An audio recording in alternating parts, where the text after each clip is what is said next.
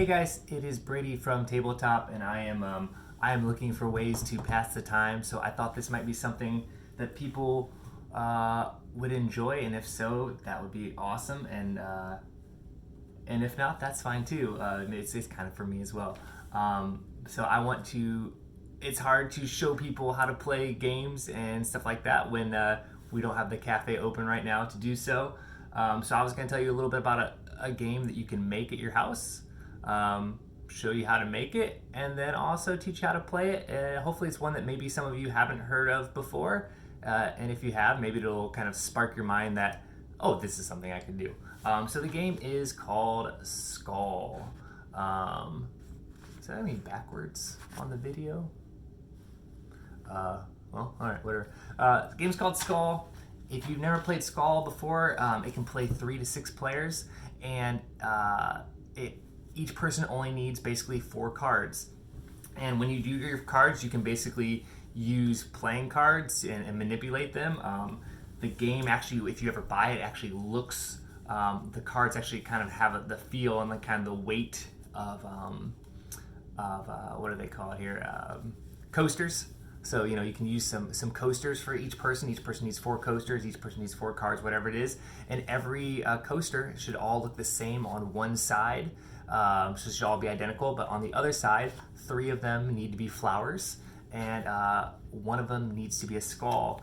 And I'm going to go ahead and make mine. And, for families and people looking to kind of fill a little bit more time,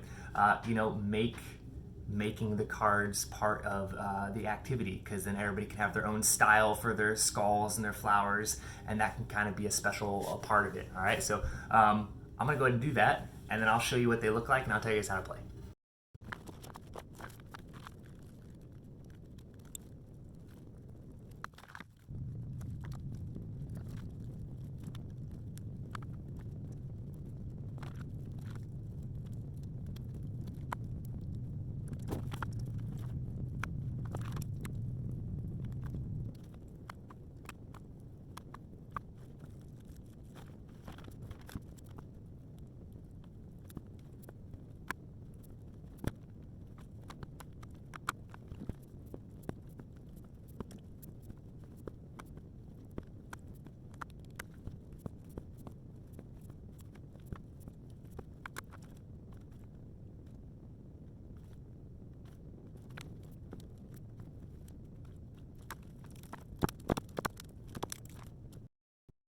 All right, cool.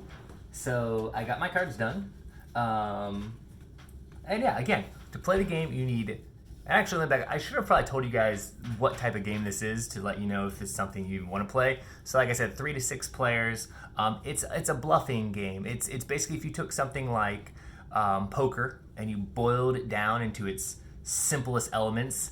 That's Skull. It's a very, very simple, very, very fun little bluffing game where the more you play, the more entertaining it becomes. And again, each person needs 4 cards, and one of those cards needs to be a skull, and one of those cards needs to be, or 3 of those cards need to be flowers. So here's my skull card, right? And again, like the reason I said, you can have fun and make these is because, especially if you have kids at the house or you're looking for activities or something, Skull's a game that you can play with, I'd say 10 years old and up, and have a really good time. So incorporating this, making into the game is gonna fill some time. Also allow them to have a little bit of creative activity. Also, make you a nice little keepsake for when we're all done with this whole COVID-19 thing. This one got a little bee.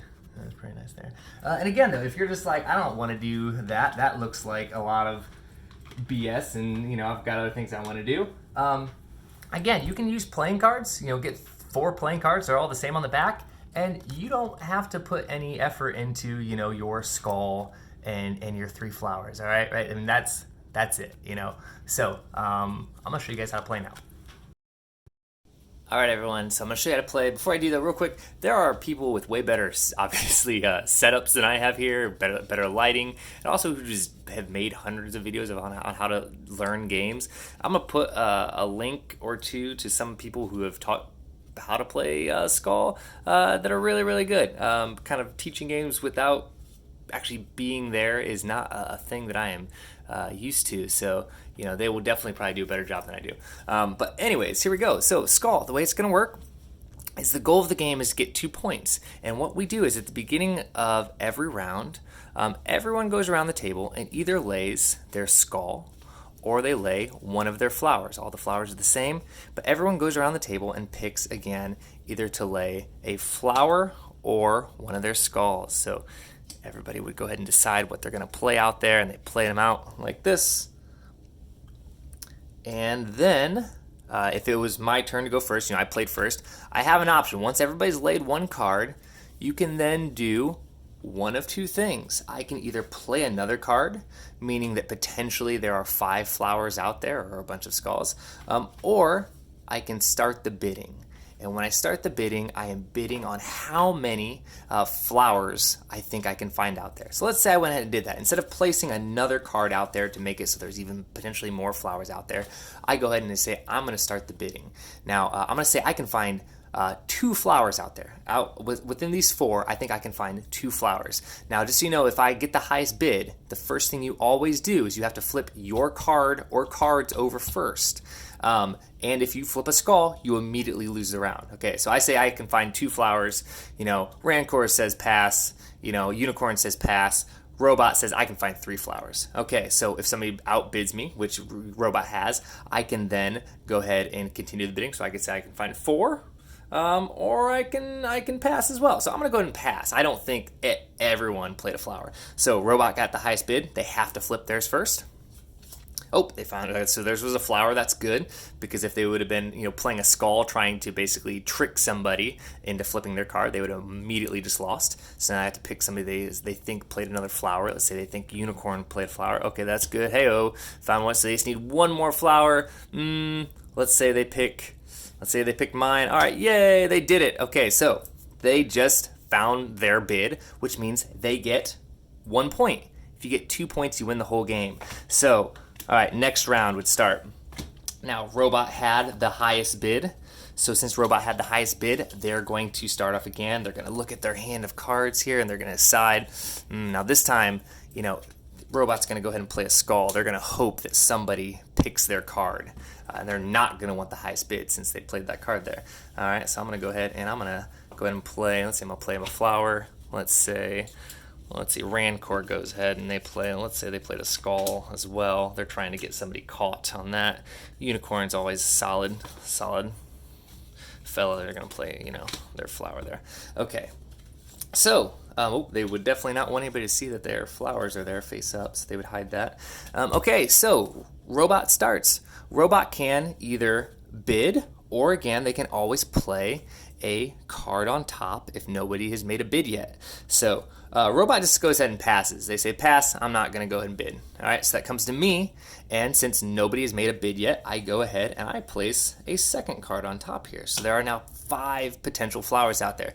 It's Rancor's turn. Rancor can place another card on top, or they can start the bidding, and Rancor decides to do that. They're like, all right, I'm going to start the bidding. I'm starting the bidding at 3. Okay, so Rancor says 3. So now it's Unicorn's turn. Unicorn could say 4. Now Unicorn can't. And again, Unicorn cannot put new cards on there because the bidding has started. So Unicorn can either pass or it can bid higher. So Unicorn passes. Robot is not going to bid because Robot does not want to get stuck with the highest bid. Because remember, they picked that skull there.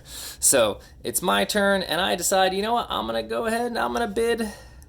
I'm going to go ahead and bid 4, all right? So I bid 4, Rancor passes, and now I'm stuck with the bid. So I've got 4. So the first thing I have to do is I have to flip over my cards, all right? So right off the bat, I do have 2. If one of those was a skull, I'd be completely done, but they're not. So I'm doing good here so far, so now I need to find another one. Let's say I think it is here, all right? Let's see. All right, awesome. And let's see, okay, maybe I think who has another one? Maybe Rancor has one.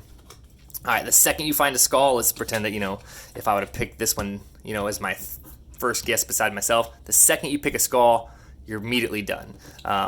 So I found a skull, and what that means is when you pick a skull, well, you're not going to get any points that round. And what you have to do is you have to shuffle up your cards and you have to get rid of one of your cards. You don't know which one it is, you get rid of it, and then you check and you see what you have left. Now, if I would have gotten rid of my skull there randomly, that would be really unfortunate for me because then people would know. Well, I would need to make sure that people didn't know that I had lost my skull, because a skull is a very good thing to have because it kind of makes people question what you're playing, obviously. So it's a good thing I didn't get rid of my skull there. So let's play one more round here, and I think it all makes sense. So right now, we said Robot has 1 point, and we'll say I had the highest bid that round, so I would go first. Let's say I go ahead and I want to trick somebody, so I'm going to put my skull down. So I put my skull down, and let's see, the next thing that happens is, let's see, you put yours, you also put a skull, we'll say, and let's say you go ahead and you put some flowers, and Robot puts some flowers as well. And okay, so it's my turn to start. Oh my god! Alright, sorry about that. Insanity. Yeah, so the way this round started is I played first. I am secretly placing my skull because I'm hoping that somebody outbids me. Everyone else played their cards, and I do the first bid. I can always, remember, like I said, add a new card, or I can go ahead and bid. So I'm going to bid. I bid 1. I'm bidding low because I hope somebody's going to bid above me. Okay, so I bid, I can find 1 flower. And Rancor passes. Unicorn, they pass. And, Robot also passes. Robot's like, I bet he has a skull. He's going to stick me with this. All right, so I have the highest bid. I have to go. And the first thing I have to do is, boop, flip my skull. So immediately I lose a round. Now, if you flip your own skull in front of you, you don't have to randomly shake them up. You can actually just pick the card that you want to get rid of. So in this case, I would just pick one of my flowers and get rid of it and set it off to the side. But again, if you pick somebody else's skull, then it's random which cards you get rid of. So one more round. That's all the rules. I'm just going to do one more to kind of solidify kind of what happens in the game. So let's say we'll do a whole new round. And every time I do a round, if I mess up like that, I'm losing cards. So I'm only down to 2 cards because I've messed up twice. But we're going to reset, and we'll say the game started over again. So everybody's got their cards. They're 4 cards. And we'll go ahead and say it starts, and everybody picks their card here, out there, puts them out. I'm going to kind of make like a crazy one here. Let's see. So we'll say I'm going first again. I would be going first because I had the highest bid. Even though I lost, I still had the highest bid. So I play a card down. Okay, I played a flower. And let's see, I go first, and I decide, I'm going to go ahead and put another flower down. All right, so there are 5 potential flowers out there. Rancor goes ahead and says, I'm going to go ahead and put another card down there as well. Boom, so they put another card down. Now there are 6. Unicorn might put another card down. Maybe even Robot puts another card down.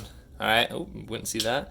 And if it's my turn again, now I can bid. There are up to 8 flowers out there. I could bid, or I can go ahead and play another card. So I'm going to go ahead and play another one on there. So there are 9 potential flowers out there, and Rancor decides to go ahead and start the bidding. So Rancor says, I can find 5 flowers, all right? It's up to Unicorn. Unicorn says, I can find 6 flowers. All right, good. Robot passes. I say, I can find 7 flowers out there, right? So that's my thing. All right, I can find 7. All right, so then, he says, I'm going to pass. It's my turn. I go first. All right, first thing I have to do, flip all my cards. So I've gotten 3. Okay, now let's see. I pick this guy's here. Oh, I found another one there. All right, cool. I'm at 4. Now I could flip the other one, or I can go to somebody else now. Let's see. Flip here. I'm at 5. I actually don't remember what it is. 5. So now let's see. I'll flip the other one here. Trust here. 6. And we'll go back in. And yay, 7. I did it, right? So at any point, though, if I would have flipped a skull, I would have lost that round, and I would have lost another card. But I won the round. I got 1 point, and you only need 2 points to win the whole game. That's Skull. It's really good. Again, the more you play it, the more fun it is. I hope this is something that maybe you guys can enjoy during kind of these interesting times. And if you do, please share pictures, tag Tabletop in the pictures. I'd love to see if anybody decides to make anything, make the game, even if you are doing the version with the cards. I would just love to see people participating, and if not, that is totally fine too. But I just wanted to kind of throw this out there for everybody. So it's Tabletop Cleve is all our handles for everything. I'll put it in the description on the video and stuff like that as well. But Tabletop Cleve, hope everybody's staying safe out there, doing your social distancing, showing loved ones you care, kind of via the internet or phone calls and all that good stuff. So take care, everybody.